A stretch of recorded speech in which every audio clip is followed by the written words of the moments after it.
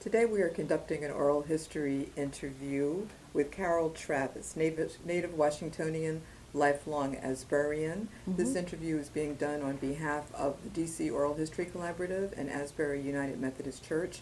I'm Pandit Wright, and we are at Asbury United Methodist Church at the corners of 11th and K Streets, Northwest Washington, D.C. Carol, thank you for agreeing to share some of your story with us, your life, and your experiences. We appreciate it. Thank you, Pandit. You're welcome. I started off by describing you as native Washingtonian. Can you talk a bit about what those two words mean to you? Well, yes, I was born and raised about 10 minutes from here. As a matter of fact, I used to walk to church.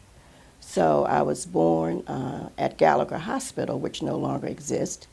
It is now, I believe, D.C. General. I see. But there were only, I believe, 2 hospitals in Washington, D.C. that allowed black folks to come into the hospitals. So I was born at Gallagher Hospital, and the other hospital was Freedman's, but I was born at Gallagher's Hospital. And so just the whole sort of swag, the swagger around native Washingtonians is legend. Do you feel differently because you were born in the nation's capital? Do you think that brings with it a whole different set of circumstances? Well, not for me. Maybe it's generational, but we were always proud to be Washingtonians. It was an interesting city. Then it still is an interesting city now. I am the oldest child of Marion and the late Charles Lewis. I have 2 brothers who are younger than me. And we had a wonderful childhood. We didn't know that we were really, trying to think of a good word, that we were less than anybody. Someone asked me the other day that black folks felt that they were always trying to prove themselves to white folks, and I never felt that way.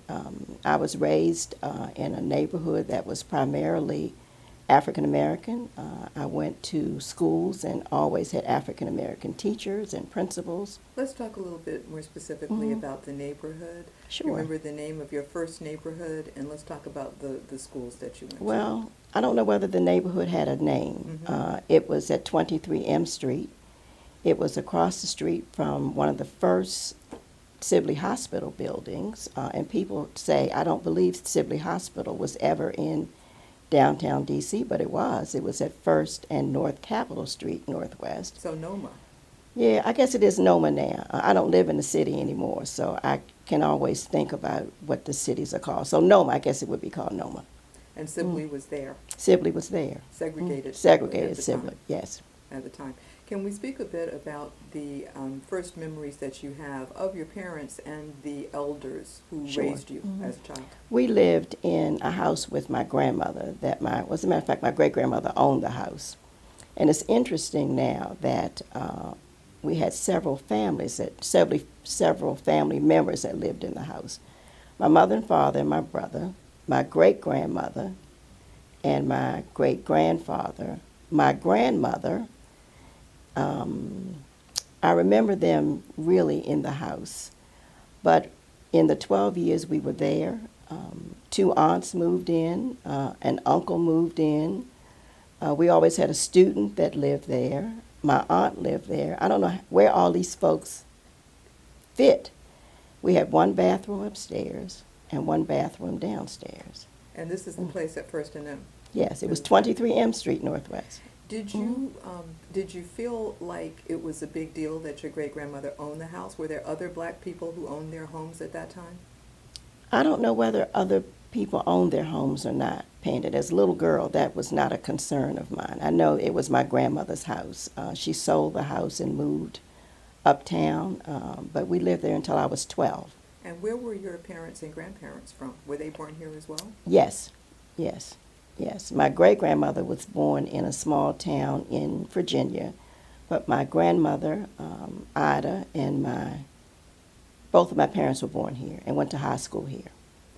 Now, we, as non-native Washingtonians, we always hear about the words Chocolate City, and nowadays some people are nostalgic for that, but they don't understand that there was a time in the District of Columbia when segregation was the rule. Sure. Can you talk about any experiences that you ever had with segregation, either growing up or as a young person Sure. here?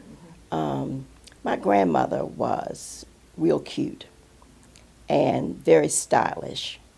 And as the oldest and the only girl grandchild, I spent a lot of time with her because my parents worked. And I remember my grandmother wanting to shop at Jellif's, which was a store in Washington, D.C., that we could not go into as black folks.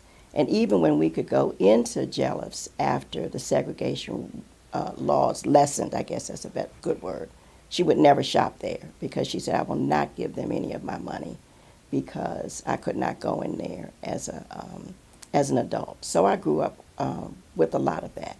Did it have an impact on you? No, it really did not. As I mentioned, we had all black teachers. All of my role models were people of color. And no, it didn't have an impact because I didn't want for anything. My grandmother or my mother and father went someplace else and bought what we needed. And in school, I know that your first school was Douglas Simmons Yes. Elementary School. Now, as I look that up, you can't find anything anymore except there is an online reunion site for alumni of Douglas Simmons. Where was the school? The school was at, I'm closing my eyes, I'm trying to remember. The school was at 1st and Pierce Streets, Northwest. Walker Jones is near there now. And the interesting thing, at Douglas Simmons, there was a member of Asbury who was one of my teachers. So it was just interesting. So I always had African-American role models that I could always look up to. And you were christened at Asbury? Yes. How did that happen? I had an aunt who was a longtime member of Asbury. My parents did not attend church at that time. My grandmother was Catholic. My great-grandmother was Baptist. And my aunt, Bertha Wood, brought my brother and I to church every week. So I've been here since probably the late 40s.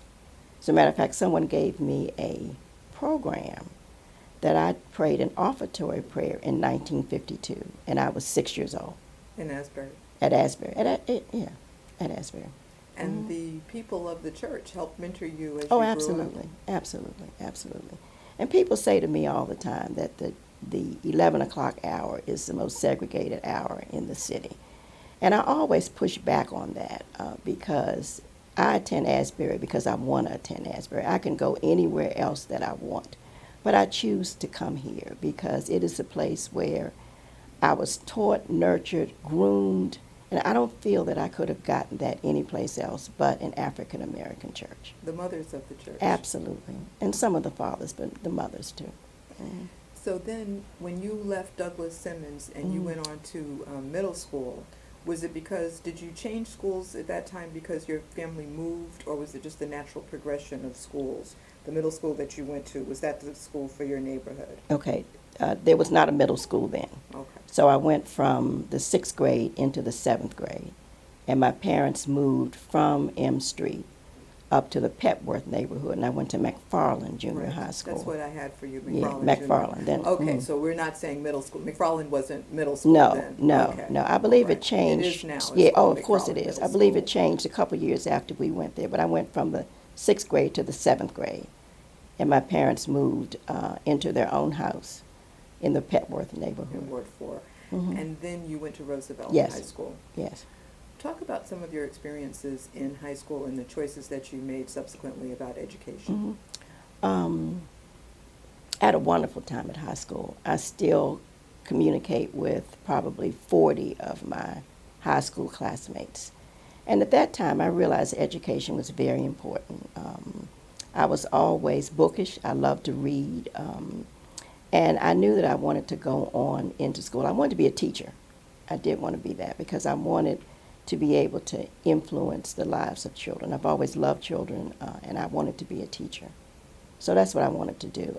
I was in the college prep course, but I went to Howard for a while, but I dropped out of Howard and got married. High school sweetheart? High school sweetheart, yes, who's still around. And so still lives here. Mm-hmm. The choices that you made about wanting to be a teacher and those sorts of things, what did life actually do to those earlier decisions and wants and things that you wanted to do? How did your career decisions or anything change based on that early marriage? I went to work for the C&P Telephone Company at that time because I needed to work. And it was an interesting career choice because the phone company ended up paying for both of my degrees.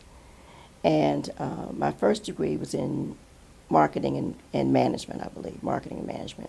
But I went on to teach adults at the phone company for a long time. And it was interesting because at that time, African Americans, and I'm using all the terms interchangeably, were segregated in certain kinds of professions. People were operators, clerks. We cleaned the buildings, but few of us were in anything above lower management. So I really, later on, started to educate African Americans in the corporation and teach them how to deal in the corporation, how to be effective in the organization. So I went on to teach adults for maybe my 10 years of my career. This was as part of the training department? Yes. Or informal networks as well? Informal networks and part of the training department, yes. And you enjoyed it? That must I have been loved something it. to manipulate that system, to navigate the system successfully as you did. Yeah, we did. We had several white upper-level managers who were very interested in our development. Several of my mentors have gone on to do great things. Del Lewis, who became an ambassador to one of the African countries. Bruce Gordon, who ended up being one of the presidents of the NAACP. They were mentors to me. And under their leadership, a group of us started something called the Black Managers Telephone Association. And we actually brought black managers into our training and development organization and taught them how to deal with exclusion, with racism, with being prepared. So that really sort of started in my high school, wanting to help people. Was this during the Verizon years? Was this after the merger or trying even to think. before that? Even before that, we started to do that work. I don't know whether the work is still being done in the corporation or not, but we saw a void in what black folks were doing and what black folks could do in the corporation. And just talk a little bit about, many people won't understand the history of the mergers of the phone company in Washington. So it was C&P when you joined? It was Chesapeake and Potomac Telephone Company. The next merger, I believe, took us to Bell Atlantic, and we were up and down the East Coast. Our third merger went to Verizon, which was a national organization at that point. And how did you decide when it was time to leave that environment? Well, I wanted to do something else. My length of service and my age matched. So I left when they paid me to leave. And so you decided at that point it was time to start something different. Right. Now, had you always wanted to work in the church? Yes. Because I know we have a long history now coming up of service. I've always wanted to work in the church. And my grandmother was a person who was always out helping people. And she was very active in the Catholic Church. And as I mentioned, I spent a lot of time with her. And she always saw service as the price we pay to live here. So I've always wanted to help folks. How did she become Catholic? I don't know. She was Catholic as long as I can remember. Did she go to St. Augustine? No, she went to Holy Redeemer, which is right there, New York Avenue and First Street. So she could walk to a church. Was there a fight in your family over whether you kids were going to No. go with your other aunt to Nope. the Methodist? Would never fight. She picked them up. She picked us you up. and it was Asbury. Picked up my brother and I. Okay. It was never a fight. And then on the strength, perhaps, of some of the earlier experiences that you had in Asbury, do you believe that that's when your desire to perhaps work in the church was Oh, born? absolutely, absolutely. And I always felt that I had very good skills. Working in the phone company taught many of us that we could almost do anything. We did a lot of things. I spent my entire corporate career working at various levels at Verizon. So I always believed that I had very good skills. I had very good administrative skills, very good communication skills. and I did some executive coaching, so I felt I was ready to come work in the church. So how did you pursue it? Well, I started out looking at jobs I wanted. So I went to, I don't think of the name, it's a church, which is now in D.C. So I had several interviews. So my first job was at Mount Zion United Methodist Church in Georgetown. And I was the administrative assistant for the pastor, who was Reverend Robert Slade at that time. And they are the oldest church Yes, they that's are been in the same oldest. building. Absolutely, right, yes. So I went to work for Mount Zion for about 2 years. Concurrent with that, Bishop Stith approached me about an opportunity for an organization that he was starting that would look at preserving the history of African Americans in the Methodist Church. And Bishop Stith was known to you because? He was a member of Asbury. In retirement, he retired to the Washington, D.C. area and became active in Asbury Church. What I didn't know, and he corrected me recently, is that bishops do not hold memberships in churches. They are members of the greater church, the national church. So Bishop Stith came to D.C. and started to attend Asbury. And I had interacted with Bishop Stith over the years, but he approached me about an opportunity to help start an organization, as I started to say, to preserve, protect, and promote the history of African Americans in the Methodist Church. So I took an unpaid position with that organization, concurrent with my work at Mount Zion in Georgetown. What was that like?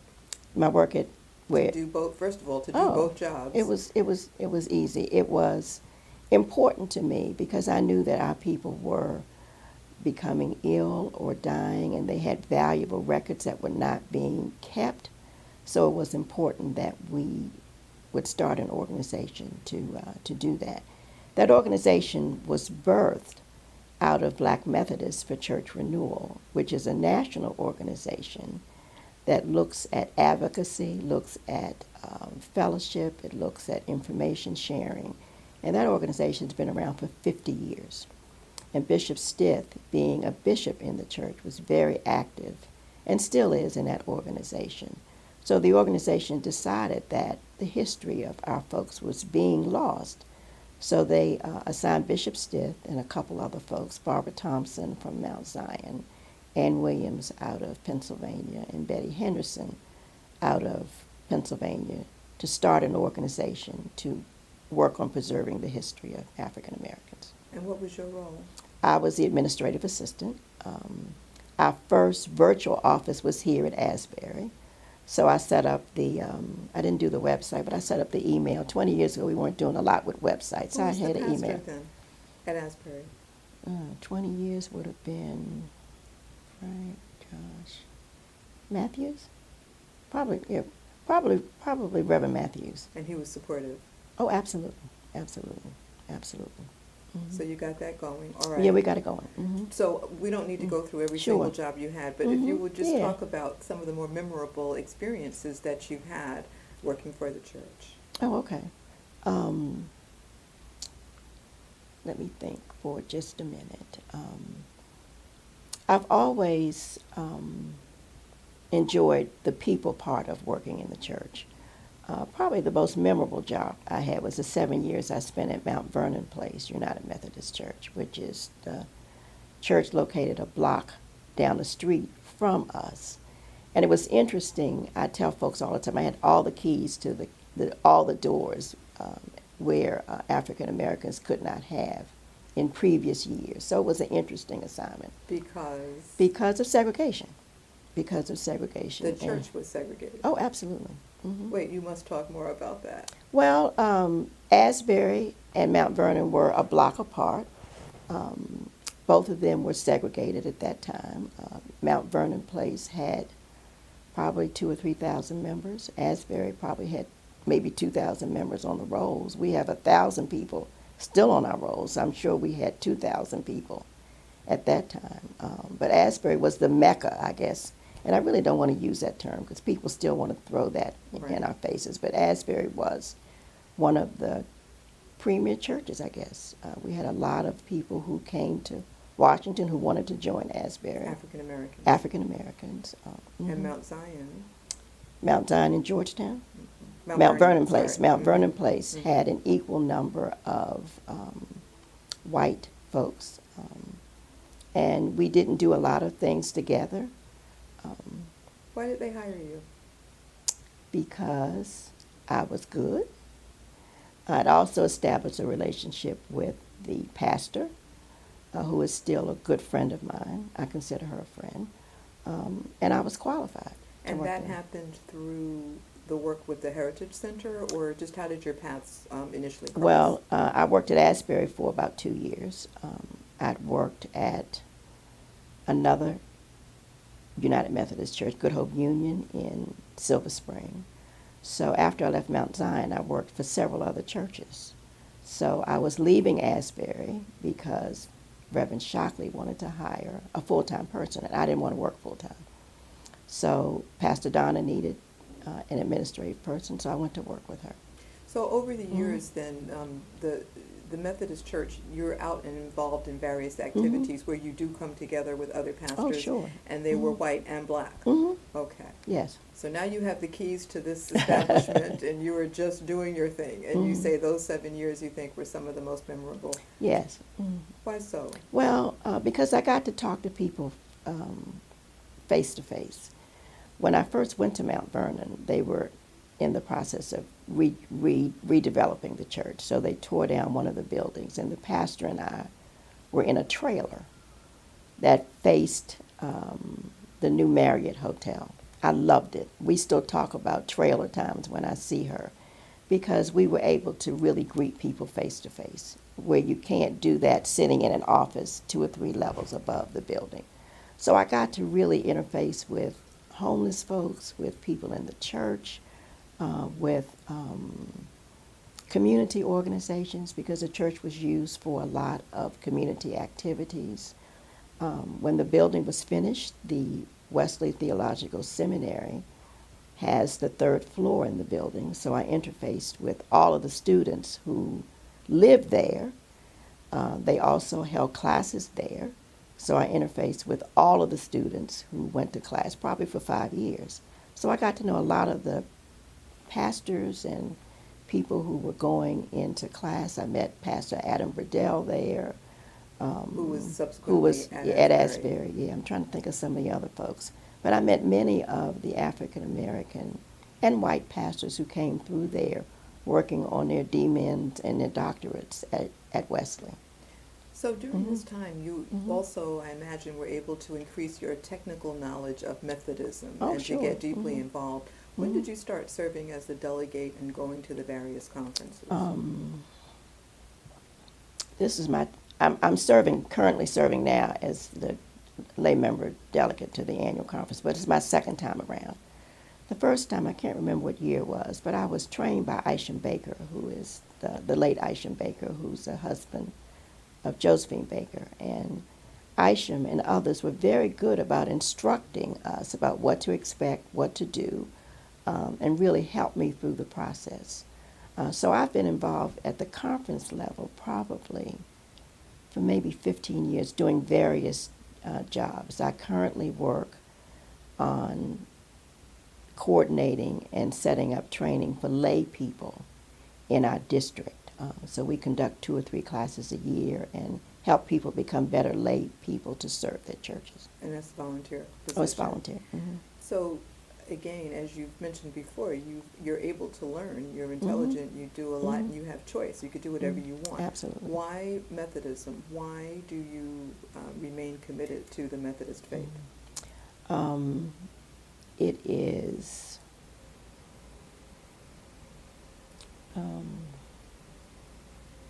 it's all I know right now, and I guess that's not a really good answer.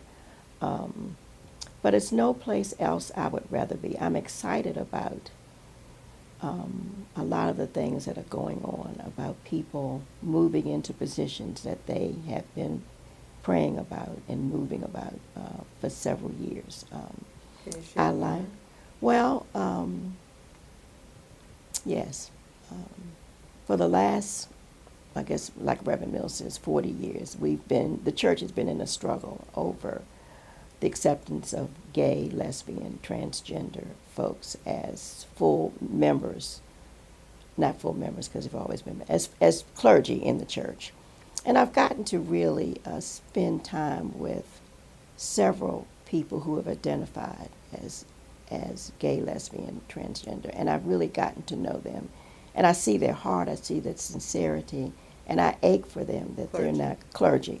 I ache for them that they're not able to be full members in the church. I was thrilled at the last annual conference when the clergy approved and then Bishop Easterling ordained 2 folks.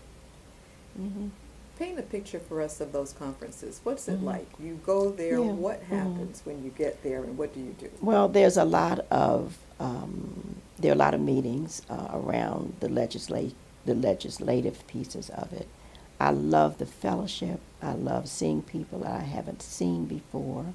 The worship experiences are wonderful. We spend time learning. We work in small groups. We pray. We support each other. What are you learning about? About people, about the Methodist Church and where the church has been, where the church is going, where we'd like the church to be. But I enjoy the fellowship and just all the pageantry. I love to see the clergy in their robes, and I know several clergy people personally, but I love to see them in their other roles and what they do. So as you just mentioned about the LGBTQ and the changes that the church is going through, can we talk a bit about the Reconciling Congregation and what that would mean to you?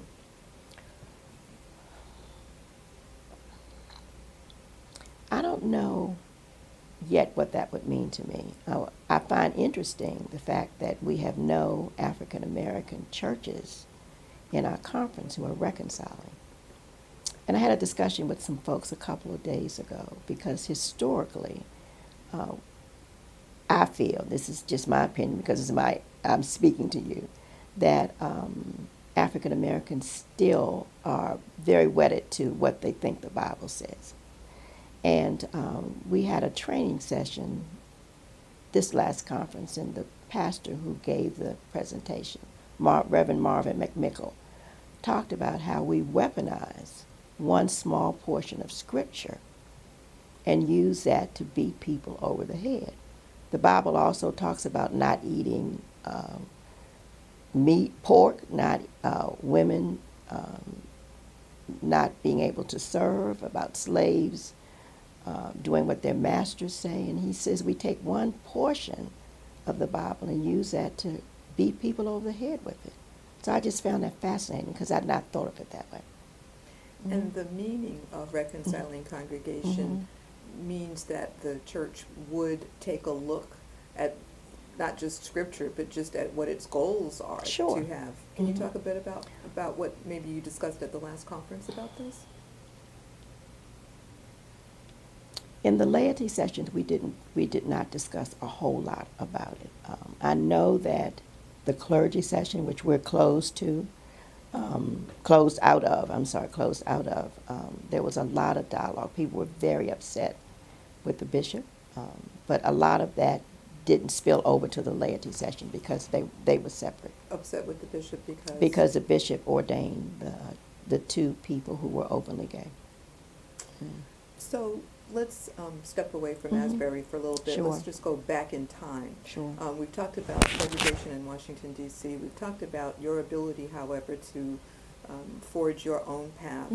When you think about just, going all the way back, go back to the riots. What effect did that have on you growing up, do you think, to become the person that you did? Okay, I was fully grown when the riots happened. Okay. As a matter of fact, I was sitting in my office at Bell Atlantic at 1325 G Street when the riots happened. And I keep forgetting how much, how young you actually look compared to what your age is. I beg your pardon, but it is a compliment all the way through. Thank you. No, I was working, and I remember just all the confusion that took place and how we all left our jobs and went home and stayed at home. So I was not here when all of the rioting, I was not in the city, I guess that's a better word, because there was a bus that I caught that took me almost to my front door. So we left work and I got on the bus and watched it on television. So I was not actively involved. And you were living in Maryland? In at Maryland, that time. yes. So you weren't actively involved, but even as an employer, you felt of staff and an HR, you felt the aftershock of it all and the impact to some of the neighborhoods that you grew up in. Sure. At that time, I believe, I'm trying to remember where I was in '68. I worked in customer service. So the motto was, you came to work, you did your job, and you came to work every day, and you stayed until the day was over. So we went to work the next day. The city probably was still smoldering. I know it was still smoldering, but we had to be there to answer people why their telephones weren't working and when they were going to pay their bills and all of that. What was the mood? What did you sense? So you're asking me to go back a long time. I am. Sadness. Our neighborhoods were burning. Anger. Despair. Did you still have close relatives in D.C. at all at that time? Yes. But they were, after we made sure they were all safe. My parents left their government jobs and went home, and they arrived home safely. Yeah. Do you feel like the city has ever really recovered from that? What do you see when you look out on those neighborhoods now? You grew up in the Petworth neighborhood, Ward 4. What do you feel when you walk around in Ward 4 now? Much of Ward 4 did not burn. I don't believe there was any part of Ward 4 that really burned. Where I see the effects more so is along the 8th Street corridor, which I don't think has ever recovered. But yes, it's recovered in a different way because there are multiple businesses there that I don't even recognize. I don't know what they are, what they're doing. But the Petworth neighborhood, the only difference I see now, which I didn't see then, is the influx of whites who've moved into those neighborhoods and the flight of black folks to the suburbs. Did you spend time, you said you were a reader and bookish, did you spend time in that Petworth library as a child? No. My library was where the Apple store is now. The main public library is my still favorite library. It was where I walked to when I was little. I spent very little time at Petworth, but all of my library time was initially at that library downtown. I didn't spend a lot of time in the Petworth library. I don't even know whether it was up then. It's been, it was up. I've interviewed someone who did spend a lot of time there, but now that it's been redone, that was really my point in bringing it up, so libraries. Let's also speak a little bit about motherhood. You said at some point you were a single mother. Yes. How has that impacted choices that you have made as well? I did not go back to finish school until my daughter was 18 because she was real cute and I needed to be a full-time mother. I was also working full-time, but I've always had wonderful people who have supported me. So when I decided to go back to school, I had started some work at Howard. I had some credits at Maryland University, but I decided to go to Trinity College then. And I enrolled in what was called the Weekend College program, which was innovative at that time. And I was the first peer counselor in the Weekend College program because many of the women who were coming to school were juggling a whole lot of things and needed someone else to talk to. So I applied for the job. It was a non-paid job, but I loved it because I got a chance to talk to people about what it meant to be a single mother, tips and pointers, and it was a wonderful opportunity. So I eventually finished at Trinity. Trinity being a women's Catholic Yes, college. it was a women's Catholic college. And what I loved about it is that we didn't have to worry about what we had on. We were not dressing for anybody other than ourselves. So people came to school with rollers and just their heads tied up. This is before people had their heads tied up. But it was a wonderful experience. And many of my peers at work used to say, you go study and I'll do your work for a while. So it was extremely gratifying to get that kind of support from my peers. So when I finished Trinity, I knew I wanted to go on for an advanced degree, but I was looking for a program similar to Trinity. So I found I'm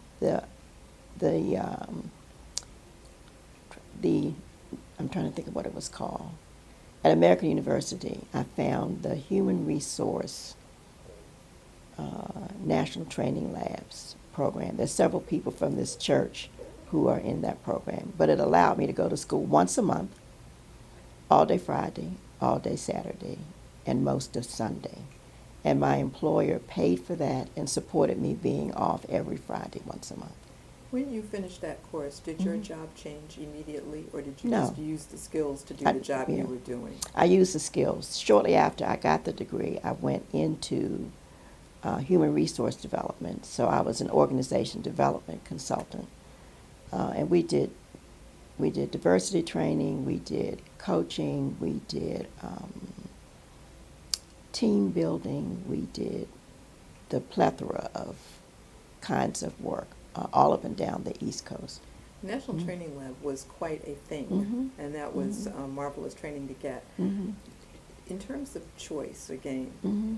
how much of your career do you feel like was your own choice, that you charted it out, Mhm. and how much is fate or other people pushing you in certain directions?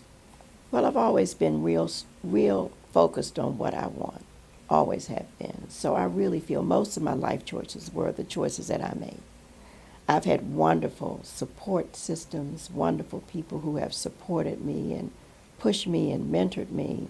But I feel where I am today is pretty much where I wanted to be. And not the effects of integration, segregation, any other shun. Basically, you were charting your path Sure, in the sure. way that you thought was Right, best for right, you. Yeah. One of the things about segregation that was beneficial to me is that it taught me to be a strong person. It taught me that there were options for me because I had wonderful role models. I had several white teachers, but I cannot remember who they were. I remember my Latin teacher in high school at Roosevelt and what a huge mentor she was to many of us. Latin. Latin, yeah. Mm-hmm. That's amazing.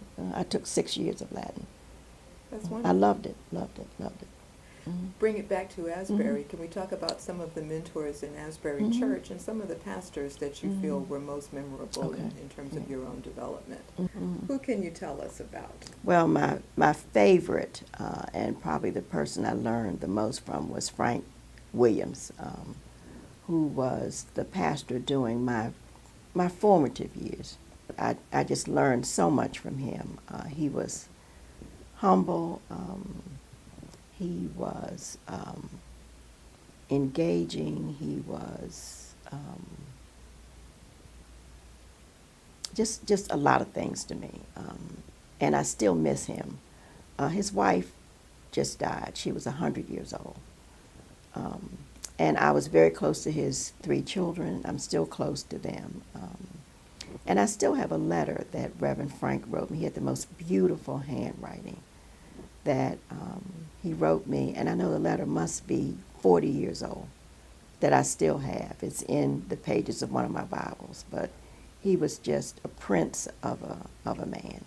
And I've just found out lately how much he was involved in the Black Methodist for Church Renewal. He was one of the founders of that. Because in looking in some of the material, I see Frank L. Williams, so I know it's him.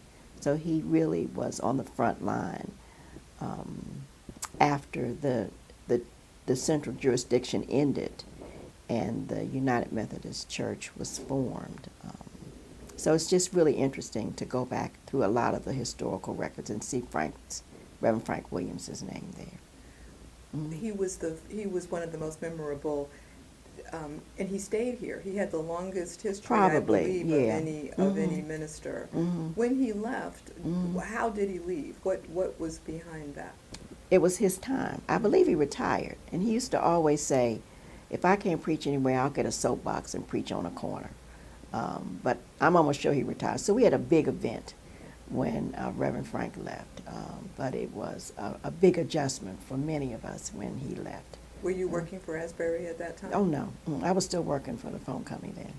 But he was just a prince of a person. Yeah. What other mentors in the church can you recall? Well, I've had a lot. Let me think of some of the ones that I mentioned. Isham Baker. I would consider Isham Baker a mentor. James Nero. I still miss James Nero. He was a head of the Board of Trustees. But he did everything. You know, anything that needed to be done. James was willing to do that. Lonnie's and Floyd, of course. Lonnie's Robinson and Floyd Robinson. The Hines sisters, Marjorie, Grace. Any others come to Yes, mind? Doris Daniels, the late Doris Daniels. Bernetta Richardson, who is Cardell's mother. Albert Dixon, who's still living. Were any of these United Methodist women, were you part of United Methodist No. women growing up? No. Did you make a choice not to do that? Were you doing too many other things? Yes, Or I was doing too many other things, yes. explain a bit about how they actually mentored you. Was it a matter of seeing, observing, and learning that way, or they also consciously taught you about things to do coming up? Some in of them church? consciously taught me what to do. Some of them gave me feedback on things that I should or should not do, committees that I should be a part of. And from Doris Daniels, who died a couple years ago, I really spent a lot of time talking to Doris. And from Doris, I really got an appreciation for our church members who are no longer able to come to church, and what valuable services they have rendered to the church. So consequently, based on that, I went to Reverend Mills and asked if I could do an online conference called Bible Study. Reverend Mills, the current pastor I'm sorry, of yes, Asbury yeah, the current Methodist pastor Church. of Asbury. If I could do an online, not online, a conference called Bible Study, because I was conscious of people who have given their life to this church and who are no longer able to attend for whatever reason. So the first class I did was around Martin Luther King's birthday, I believe, last year. And I had 12 or 13 people every Wednesday at 8 o'clock in the morning from 8 to 9. This is 2018. In 2018. It was so successful that I've committed to continue to do that. But it brought people in who were not able to come to church, who didn't want to deal with the traffic and parking. I had a person in North Carolina who's a church member. I had a friend of mine in California who was on the call, who heard about the conference called Bible Study. So I found it a wonderful way to connect with our church members who no longer are able to come to church. I have a real affinity for making sure that they're still connected and feel that they're still vital parts, of the church. Mm-hmm.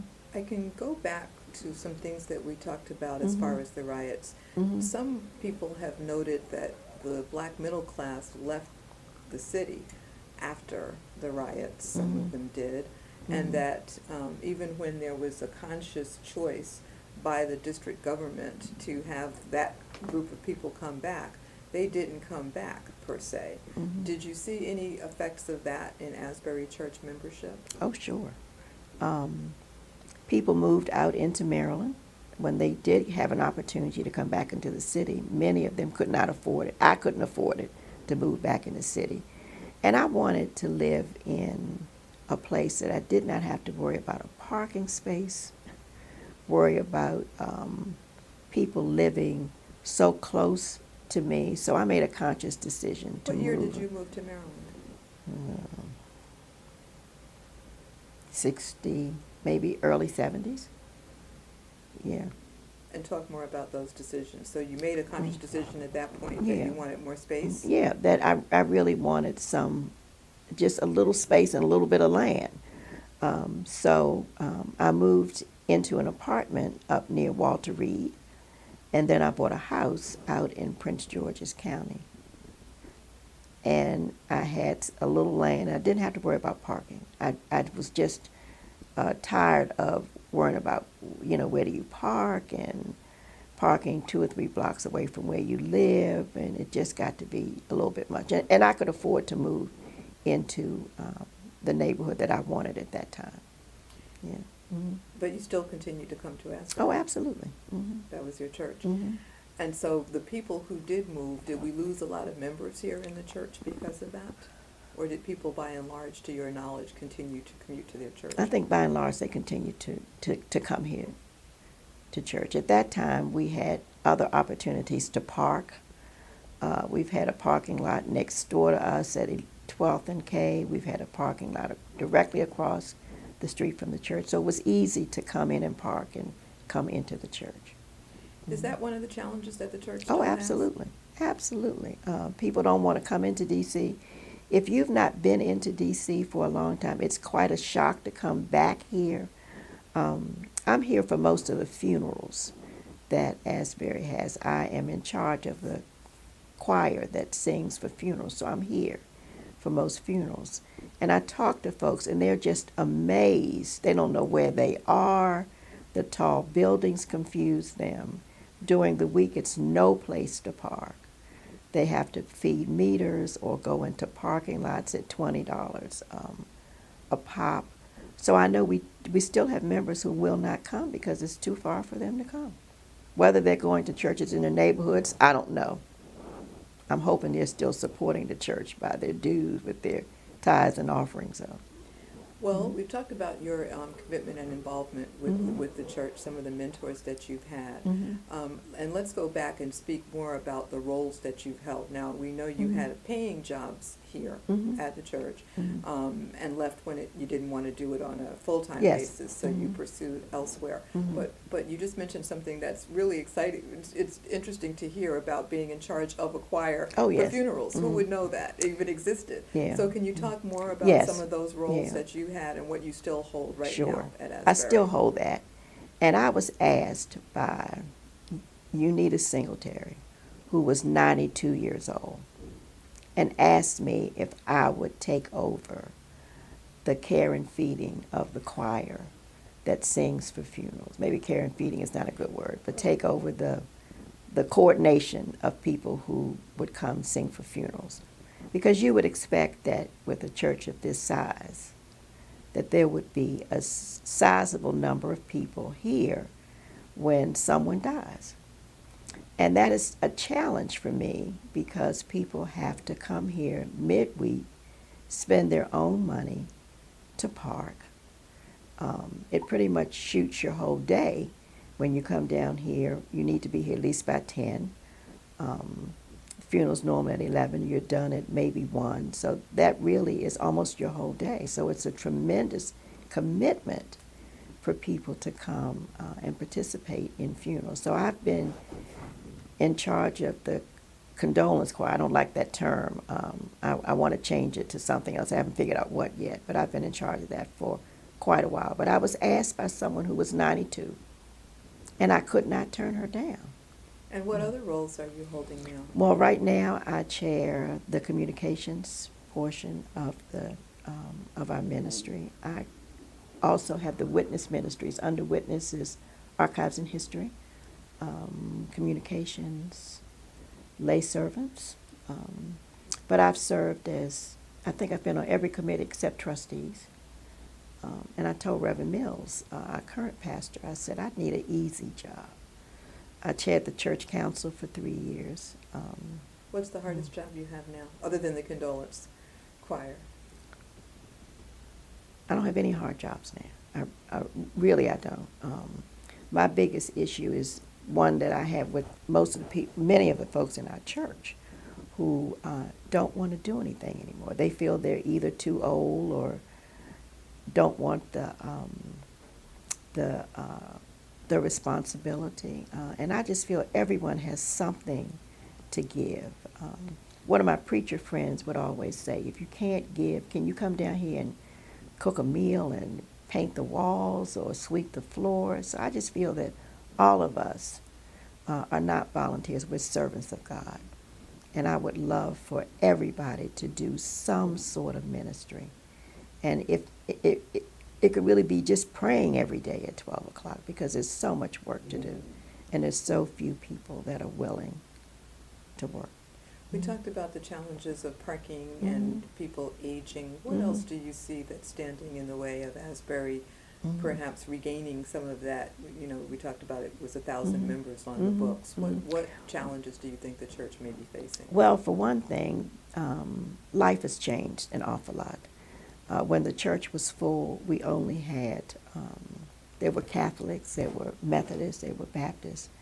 Now we have all sort of non-denominational churches that are really bringing people in. I have friends who go to First Baptist of Glenarden, and you just pull in and just park, and people are just running in and out of the church. There are concerns that we need to be more Bible-based. I don't know what that means when people tell me that. Do you want to bring your Bible in? But we always use the scriptures and, you know, all of that. I just think people are looking for an easier way rather than coming into the city. My mother will not drive into the city anymore. I know several older folks who will not drive into the city anymore because it's too much. It's too congested. The scooters, the bicycles, all of that. And I understand that Washington is now becoming a city that looks at many alternative ways of getting around. But it gets to be too much for some people. Have you been engaged in some of the efforts to expand the congregation, to make it more different generations absolutely. coming in? Absolutely. Can you talk about some of those efforts? Yes. Through the years, we've had meetings with our young people and say, what do you want? We've done everything that they've wanted. And then we have another group of people that we ask, what do you want? We've done everything that they've wanted.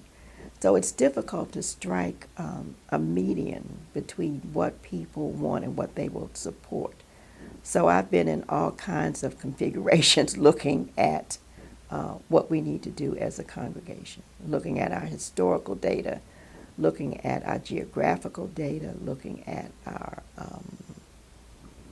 where we are in a community now that doesn't look like we do. I was in a lot of the meetings when we first established the bridge. I think it's a wonderful outreach. The bridge is our evening service that we started, I guess, 6 or 7 years ago. 6 or 7 years ago, to capture the folks in the neighborhood who did not wish to worship in the traditional 10 o'clock, 11 o'clock service environment. So we're still holding on with that, and I think it's a wonderful alternative for folks. But as one of my friends said, the service is not for you. Because I would always say, I can't stay here all day and come back at 6 o'clock. And it's not for you. You either do one or the other. But I know there are people who do stay all day long and come to the 10:30 service and stay for the bridge service. And I've done that. Was church like that when you were growing up, an all-day experience? No, it was not. It was Sunday school and church, and then you went home. And were you involved in any of the youth activities? Oh, absolutely, yes. I've been singing in choir since I was probably 10. And I have photographs on my wall at home that several of us were in a choir. And I was still in high school then, but I've really been singing in choir since I was about 10 years old. So as you think about the things that Asbury could do as a congregation, going to support the Bridge, which is just a different sort, a more contemporary sort of Sure. service. Is that how you would Yes. describe Yes. it? Thank you. Yes. And has people often don't understand how much politics, for lack of a better word, and tradition and systems are built into trying to make any changes in the church, Sure. even before you get to the congregation as people. Can you talk a bit about what efforts are involved within the Methodist, within the conference that enables you to change your services or perhaps look at some of these differences that the church is trying to pursue? At the last general conference, at the last annual conference, the entire Saturday was spent looking at young people in our church. This was a change from previous conferences we've had because we've said to all of our bishops, especially to Bishop Easterling, that we want young people to attend these events, but we hold them during school hours, so the children will either have to miss school or come to the event. So we went into an extra day this year, which was Saturday, and it was completely dedicated to young people. During that session, they divided the group into, I believe, 4 groups. One group was, if you have 0 young people, go to this group. If you have 0 to 20, you go to this group. So there were 4 groups of us. The majority of the people were in the 0 to 10 young people in their church. I was in, I believe, between 20 and 25. Now, this last year, we confirmed, I believe, 7 or 8 young people, and we've had good numbers of young people who have gone on to school and who have left the area, moved away. Some of them have come back. So I see some initiatives going on like that. We're starting a partnership with Thompson School, and that was based on a sermon that Reverend Mills preached about the dismal number of students in D.C. who are not reading at grade level. Thompson is an elementary school. Thompson is a block away. It's from the church. Yes. So we're working with the principal there to help with the reading program. So we had about 25 people who volunteered to be a part of that. Young people? No, not a lot. There were a few young people, but young is between, to me, 30 and 40. It's not under a certain age. I personally feel that we have so few young people, and I've said this in meetings, that there's no reason why all of us, especially leaders, do not know these young people by name. We should know all of their names. We should encourage them all the time. That's what was done to me as a young child. This past year, I mentored one young man who was in the confirmation class. I picked up another young man who was not my mentee, who I've just sort of adopted. But I just believe that we need to invest in our young people and that we need to take an interest in them and that we should know all of these children, at least by name, and get to know them and constantly encourage them. What's it going to take to make that happen? What I'm doing is talking to people one-on-one. Group speak doesn't work well for a lot of people. What I personally do, Pandit, is at least once a month. Well, no, I'm sorry.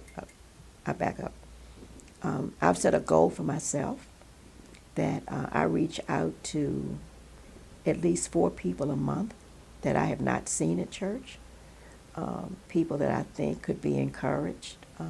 I write personal notes to people. That's my own personal mission statement for this year. I do a mission statement every year, and it's to encourage people and reach out. So I'm really up to I've met my objective already for this year, but I'm going to continue to do that. But I believe in one-on-one conversation with people.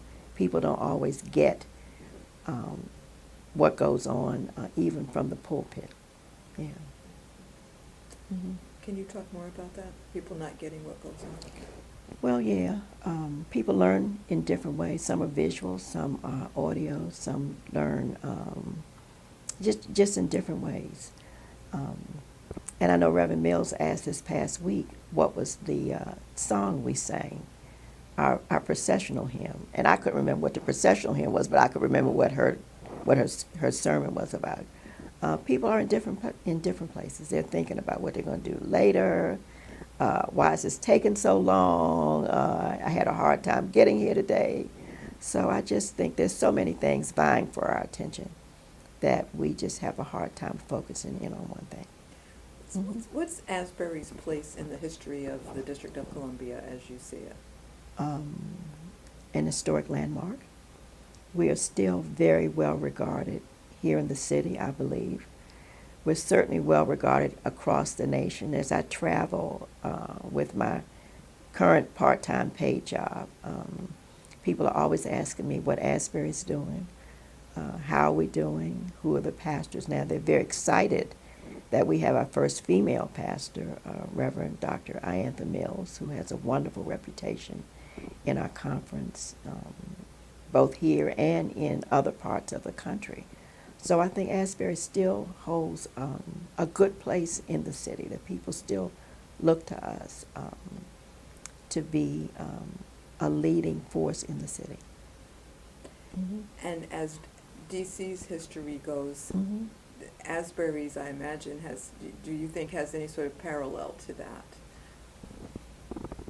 In what way? Say a little bit more. Well, in terms of the changes that have gone on in the city. So we've talked a little bit about how congregations change, based on different things that have happened. We had the riots that changed the environment, that, that did some things to people. And then we have the big buildings and the technology and all of that sort of thing. Do you see ways that Asbury could just combat some of that parallelism, with the district? I don't know, Pandit. That's a real interesting question. Could we do more? Yes. Could we work closer with the city? Yes. All of that. One of the other exciting things that I'd like to just talk about is a partnership that has just formed between Asbury, Foundry, and John Wesley AME Zion Church. And that grew out of Foundry's 200-year celebration, and we were invited to be a part of that because many folks know that we came from Foundry, that Foundry gave us money to start this church, and we paid every last nickel back to the folks who loaned the money to us. So we started out working together at the 200-year anniversary. We were invited to be a part of that. But we've had several conversations over the years about wanting to do more, and this was between Asbury and Foundry. So one of the members at Foundry reached out to John Wesley AME Zion, which also came from Asbury. And where are they located? They're at 14th and Cochran. The other church that was birthed from Asbury is Simpson Hamline, which is at 16th and Emerson, Upshur, around in there, also came from Asbury. So we formed a partnership between Asbury, Foundry, and John Wesley AME Zion. We bonded over a series of workshops we did around Howard Thurman and his work with the beloved community. But I was in a meeting last night looking at ways that we can continue to stay together and grow more, learn more about each other, fellowship more, share a lot of our share more around our histories, share more about some of the things that we're doing together. So we're looking at more ways that we can fellowship and learn more about each other. One of the things we're looking at is a trip up to Cambridge to visit Cambridge, Maryland, to visit the Harriet Tubman Underground Railroad Center. So that's some good work that we've started to do. Before we move on to the work at the African American Heritage Center, and we just finish off talking a little bit more about Asbury's history and its place in time, we just talked about Reverend Mills and how she's the first female senior pastor the church has had. Yes. Have there been other female leaders or in other positions, organists, any sorts of things that stick in your memory? Well, yes. One was Pauline Wilkins. We've always had associate pastors who were women. The mother of Alexis Brown, Reverend Kay Alexis is Auber. currently the... Yeah, I'm sorry. Alexis is currently the pastor, the campus minister at Howard University, and also now the organizer and preacher for the bridge service in the afternoon. Her mother was an associate pastor here, Reverend Kay Albury. It used to be Kay Albury Smith. And everyone kept saying, you know Alexis, and I didn't. So Kay was here one day, and she said, Carol, you don't know Alexis because Alexis was born after I left here. So Kay is still an active clergy person. She just retired, but has assumed responsibility for a small church. So she would have been here in the 60s?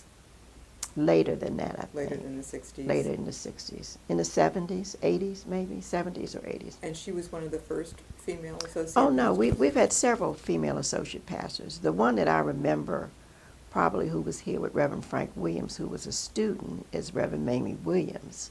So at that time, Reverend Mamie Williams was, I believe, a student pastor. Any relation to? No, not really. And then Bishop Marcus Matthews was, I don't know whether he was an intern or a student, but I met him over 40 years ago when they were all on the staff with Reverend Frank Williams. But we've had several women. The late Reverend Pauline Wilkins, Reverend Carmen Collette. We've had several, but Reverend Mills is the first female senior pastor that we had. And it's historic that she is here at this point in time. Mm-hmm. Does the United Methodist Church have a history with female pastors, or hasn't been quick to the table with that? I think they've been quick to the table. As long as I can remember, there have been female pastors in the churches. I have quite a few friends who are female pastors who serve churches around the conference. Many of them are in suburban Baltimore, in suburban Maryland. But of the large churches in D.C., Reverend Mills is the only senior pastor currently, African American, of the larger churches. Women do a lot as far as lay leadership. Sure. Mm-hmm. Yes. And volunteering. Mm-hmm. Absolutely. Yeah. I understand. So let's talk then about your work at the African American Heritage Center. I've seen some of the articles that you have written. Can you speak of how you mentioned earlier that you came because Bishop Stiff had asked you to come. Can you just pick us up back at that part of the story? Oh, sure, yes. And that's some really good work that we've done over the years. We will celebrate 20 years next year, and I've been involved with it almost probably 19 of the 20 years. But our basic task is to preserve, protect, and promote the history of African Americans in the Methodist Church. So we've been in existence for about 20 years. So it's been an interesting journey. We have a board of trustees, and they represent people from across the nation in all of the jurisdictions of the United Methodist Church. We are now housed at the General Commission of Archives and History in Madison, New Jersey, and we work very closely with Reverend Fred Day, who is the General Secretary of the Commission of Archives and History, and his staff. So all of our artifacts are stored there properly so people can go visit the center if they need to do research. What's an example of the kinds of artifacts that are held there? We have papers of many of our bishops who have since gone on. Starting when? As far back as, trying to remember some of the earliest. We have materials from 1920 maybe. Yes. So my favorite story from the Heritage Center is about a gentleman who called me and told me that his father had been very active in the church, and he had a whole house full of things. He said, Miss Travis, I really don't want to say anything to you because I really want to hold on to everything. And that's not unusual. People want to hold on to all of their historical documents. So he said, I really don't want to send you any of my father's materials because I really want to look through them and really have a chance to really see who he really was. So I continued to talk to him. So he finally agreed to send me some of his materials. A year later, Hurricane Katrina happened. He lost his house, his car, all of his possessions. And he called me and crying and said, Miss Travis, the only thing that I know is well preserved and safe is with you. And those are my father's papers. So we were able to copy them and send them to him immediately. We also have been working for the last several years on recording the history of and the life oral history stories of many of our African American bishops. We also have recorded probably 15 bishops' wives who never got recognized for a lot of the work that they have done over the years in supporting their husbands, where when the central jurisdiction was established and many of the African American churches were lumped into one jurisdiction, the hardship of traveling and moving, they never told their stories. So this is an opportunity for people to hear their stories. So we're working now to publicize those and make them available for people to see. What are those jurisdictions? How does it work? There are, I'm trying to quote, we are in the Northeast jurisdiction. We have a South Central jurisdiction. We have a Northeast jurisdiction. So there's several states that are grouped together in jurisdiction. We have a Western jurisdiction. I believe there are 8 maybe. I can't remember off the top of my head. So it's a geographic jurisdiction? Yes, they are. Mm-hmm. Mm-hmm. So the work that you're doing here in the district, where do you physically do that work? At my house. I'm a virtual assistant, and I've been a virtual assistant probably since the organization started. Our incorporated address is in Madison, New Jersey. My current president is in Alabama. The vice president is in Philadelphia. The secretary is in Ohio. The treasurer is in Memphis. And it's been that way pretty much the whole time. So I've been a virtual assistant the entire time. So in addition to housing artifacts, I've seen some newsletters that you personally are involved in. Can you talk a little bit about that? One of them that I saw was about the Museum of African American History. When we conceived the idea of a newsletter, we did not want it to be a current event newsletter. We wanted it to be a journal of things that are going on in the church. The journal I'm working on now goes back to the Claflin University College. Claflin University has a room dedicated to the African American Methodist Heritage Center. We contribute some funds to establish that room. So it was a big groundbreaking a couple of years ago. So I have a follow-up story on how that's progressing and what's going on. In Georgia. It's located at Claflin. One of our board members was a board member at Claflin, and it really recognizes the African American bishops who were in South Carolina. So it's a picture of Bishop Matthews there and some of the other bishops that are there. The other story I'm working on is that one of our former board members has an exhibit of her family at the African American Museum in D.C. And the exhibit she has there is the Volkswagen bus that her parents drove as freedom riders in the South. So we're doing a follow-up story on what has happened since then. But our idea for our journal is that, as I mentioned, we don't do current events. We talk about things that are going on. The other event I'm getting ready to highlight is that Foundry Church has named 2 rooms in Foundry after Astor Kirk, who was very instrumental in writing some of our legislative issues around race in the church, and also 2 other people who were the first African American members who joined Foundry, who still sing in the choir. And I just thought it was amazing that their legacies are being honored in such a way that rooms are named after them at Foundry. So those are the kinds of stories that we are looking at. Another one of my board members, Reverend Gil Caldwell, and his wife, when married and went on their honeymoon, could not go to check into the hotel they had made reservations for. Where? I believe somewhere in New Jersey.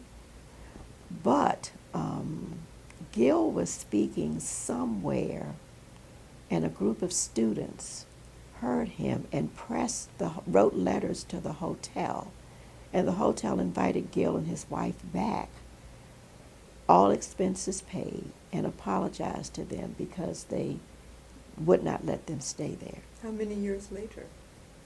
Oh, probably 40 years. Probably 40 years. But it was done because a group of kids saw Gil's story somewhere and decided that they would write to this hotel and say, how could you do this? And the hotel agreed. So there was a news article about that. But it was several years. But those are the kinds of stories that I'm really looking for the journal. Good, Mm-hmm. yeah.